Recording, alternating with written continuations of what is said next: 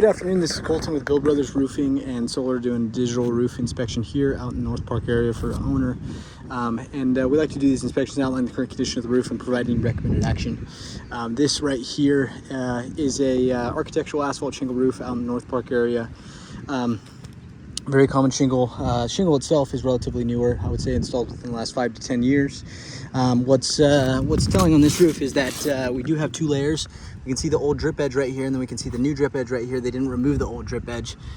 Usually you're supposed to remove the old drip edge and then put the new drip edge and then underlayment underneath, and then new architectural shingle on top.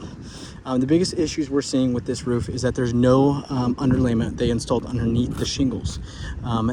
Specifically, also, it's a low sloped roof, meaning it's a 3 and 12 pitch. So for every 12 feet, it drops down 3 feet. So it doesn't shed water efficiently, like let's say this roof right here that sheds water a little bit better. And so when it doesn't shed water, we need to use a specific underlayment called a peel and stick that actually peels and sticks to the plywood decking. And in this sense, we do not have that roofing system here. And so you can see that there's been a leak because the roof underneath has failed and they didn't want to tear it off. And so by roofing code, you technically can have 2 layers, but you can see how this discoloration right here, there's been a big leak happen right here. So they had to repair it, right? And what they did when they repaired it, and the shingles are newer right here, is they repaired it with a cap sheet, right? So they actually used a modified bitumen torch down cap sheet to provide some peel and stick self-adhering to work as an underlayment for this low sloped shingle roof, which is what should have been put on the whole roof. Now you're having a leak right here, and we get over the rest of the roof, very low sloped.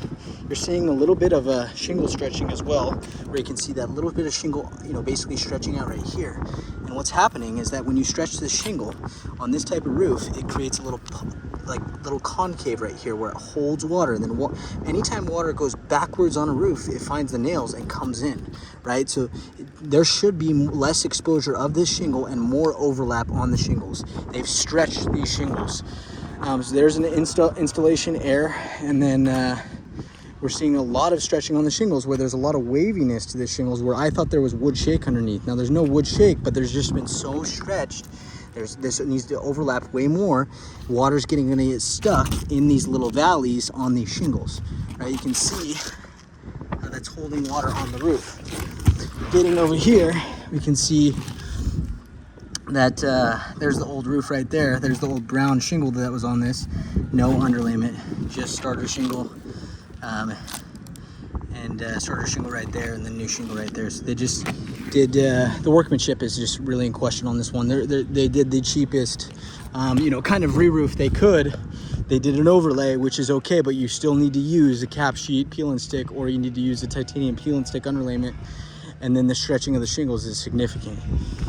So and we're seeing what's happening right now is there's already a leak on a brand new roof. That should not happen. So fundamental issues on this one. I'm going to recommend redoing it right.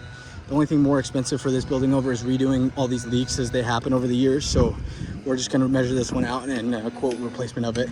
Down to the wood decking, peel and stick underlayment, proper ventilation, proper shingle exposure, and do this thing right. Thank you.